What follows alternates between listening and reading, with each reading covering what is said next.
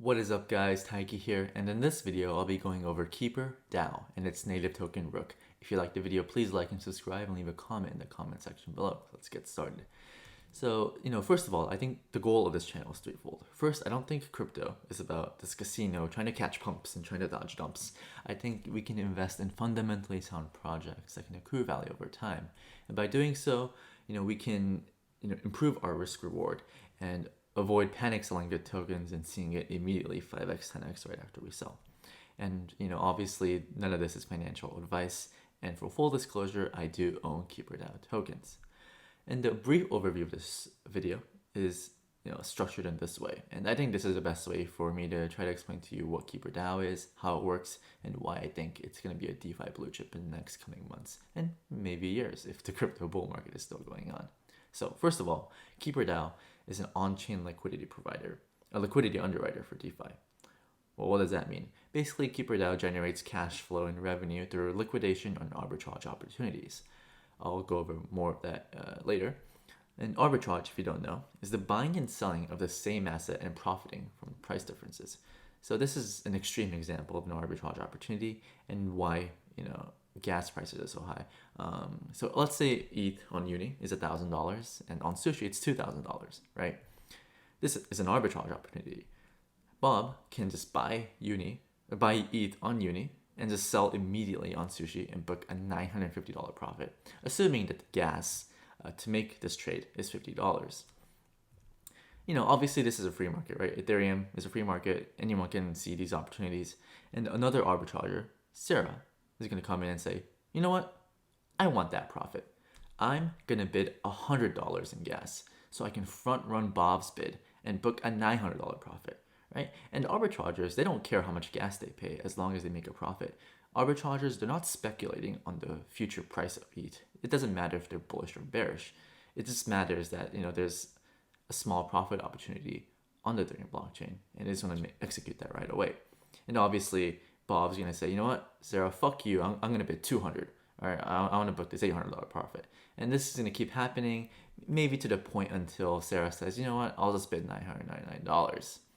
And, I'll just take the free dollar. I don't care. Like, finally, I can get this battle over with. Screw Bob. And this is happening every single day, every single hour, every single minute, every single second on the Ethereum blockchain. And this article shows that in the past 30 days, over $100 million was extracted by trading bots. And obviously, there are people doing this too. But it just comes to show that there's so much money making opportunities when it comes to arbitrage and trading on DeFi. And this is one of the reasons gas is so high. And this creates a negative externality, right? Because as these arbitragers and bots keep bidding up price higher to compete with each other, we have to bear the cost to make $50, $100 trades on Uni, on Aave, etc. And it really prices us out, which sucks, right? Like we can barely use Ethereum right now. But if you think about it, the real winner here are the miners, right? Because as arbitragers compete with each other to bid up gas, arbitragers, they make less money. And the difference in the original profit and the actual profit they make go directly to the miners. This is called the miner extractable value, MEV. And this is a big buzzword, so I'm going to go over in more detail right away. So Bob's original profit opportunity before Sarah came in was $950. But obviously they bid each other, and Sarah ultimately profited $1 from this arbitrage. The miner extractable value is basically the difference between the original profit opportunity and the actual profit that the arbitrager makes. This basically means $949 went to the miners, not to the arbitragers. Obviously, this means that miners are making a killing, and we hate the miners, right? Because they make so much money and they complain all the time about like EIP 1559 and whatnot. But how does Keeper DAO solve this, right? Basically, so before I get into it, let's go over some terminologies. So ROOK is the governance token for Keeper DAO, and keepers are basically arbitragers who are participating in the protocol for arbitrage and liquidation events. The high-level overview of Keeper DAO is basically the keepers coming together and say, you know what, screw the miners. Instead of getting wrecked by the miners, why don't we work together and share the profits? Let's stop competing with each other to bid gas and cut into our profits.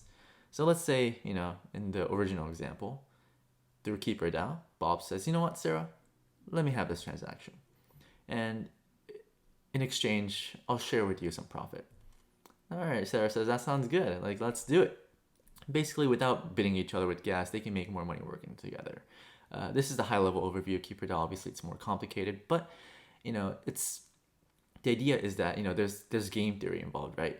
Let's say there are 100 traders, arbitrageurs out there, and instead of working independently, if they work together, they can make more money. So why not work together? And over time, I think this is what's going to happen.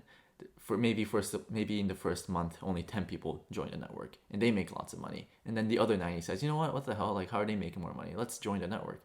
And this is going to be like a positive feedback loop that I think will, that just means that more revenue will be generated in the Keeper DAO treasury and ultimately leading to appreciation in the ROOK price.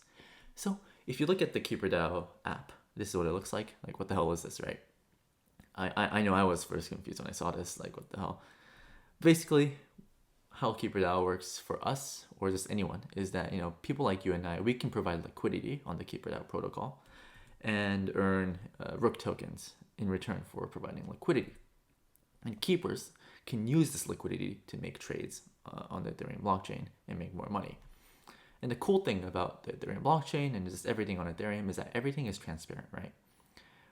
I'll provide a link to this in the description, but basically this is just like a history of all the trades the keepers are doing on Keeper DAO. So let's zoom in on the top transaction here, where someone made this 6-figure transaction to make $286, right? This is really capital inefficient, and if I have $100,000 laying around, I'm not going to be looking for these $300 opportunities. It seems like a lot of time. But this is what arbitrageurs do. They just make these quick flips to make tiny sums of money, and over time this is gonna keep going up in value. And keepers can use the liquidity from Keeper DAO to make these trades, just so there's more money to be made, and small percentage of these profits can go to the ROOK treasury. So basically, this is what happens. We provide liquidity to our ROOK. Keepers can use that liquidity to trade, and ROOK treasury grows, more revenue to the Keeper DAO protocol, and hopefully ROOK appreciates. And I'll go over why I think ROOK will appreciate in the future, later in the video. But that's the overall ethos of Keeper DAO.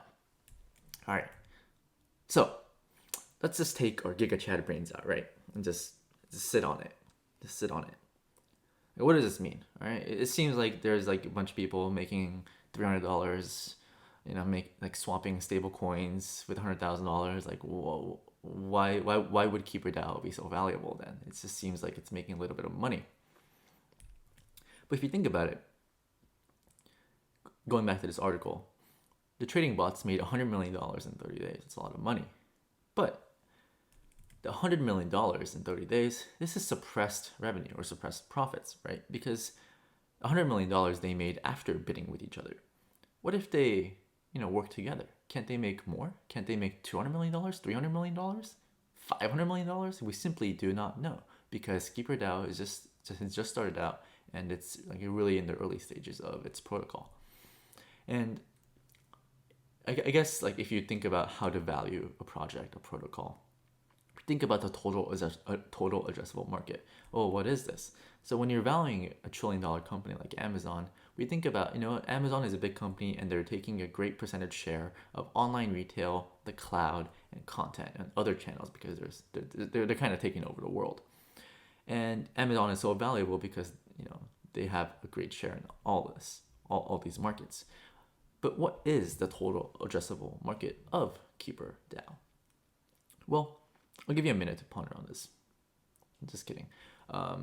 Basically, the entire the total addressable market of Keeper DAO is the Ethereum blockchain, right? Because the Ethereum blockchain the market is wildly inefficient. There's always going to be arbitrage opportunities. There's always going to be liquidation events, and there's always going to be opportunities for keepers to make profitable trades on Ethereum.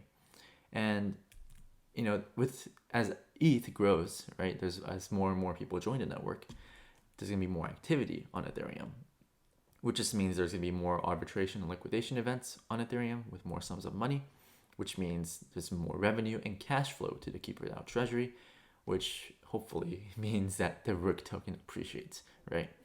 And obviously ROOK is a governance token. It's not like ROOK gives you a right to like cash flow or the treasury, but since it's a governance token, what I see happening is people like me, we're gonna vote on improvement protocols on Keeper DAO and say, you know what, like we are providing so much liquidity to Keeper DAO, and keepers are making money through these through all this liquidity. So let's vote on the next upgrade, so that maybe 10% of the ROOK treasury is distributed to token holders in form of a dividend, or maybe 10% of the ROOK treasury every single month is used to buy back ROOK tokens in the market and burn them to basically lower the supply and see price go up. This is ultimately how I see Keeper DAO growing in the next couple of months, all of 2021 and maybe 2022. And I think that's how Keeper DAO is gonna keep growing in value. And I think one of the metrics like people use to see whether or not a company or a protocol is undervalued is looking at the price to sales ratio. So this screenshot was taken before the price of ROOK dumped under $400. But when price was $600, the market cap of ROOK was 650 million, and at the time the revenue the protocol generated was 116 million. So price to sales ratio was 5.6, and it's one of the lowest in the industry, which is one of the reasons I think it's severely undervalued. And looking at this list, maybe these tokens are also undervalued, but that's a topic for another video. And with the recent dump in the price of ROOK, right now the price of ROOK is under $400.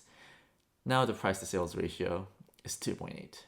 All right, I think this is a really, really big value play, and I think the price of ROOK is severely undervalued because ROOK is just generating so much cash flow, but it's undervalued. I think it's overlooked. And if you look at Three Arrows Capital, they're one of the most successful hedge funds in the industry. They own Keeper DAO, and they're an early investor. And if there's anything I learned from crypto Twitter, never underestimate Zhu, the Chad. So that's the summary of Keeper DAO and why I think it's undervalued, and why I think Keeper DAO and the ROOK token will appreciate in value over time. And that's it. Yeah. Please like and subscribe to the channel if you like the content, and leave a comment if you give me positive or negative feedback.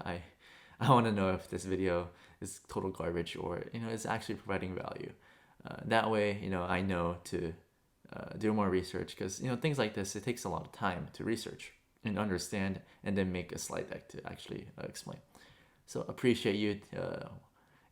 Appreciate you sticking with me for the past 13 minutes, and hopefully in a few months we'll look back on this video and say, what, this was a great buy. Like I knew what I was talking about. Anyways, thank you for watching, and have a great day.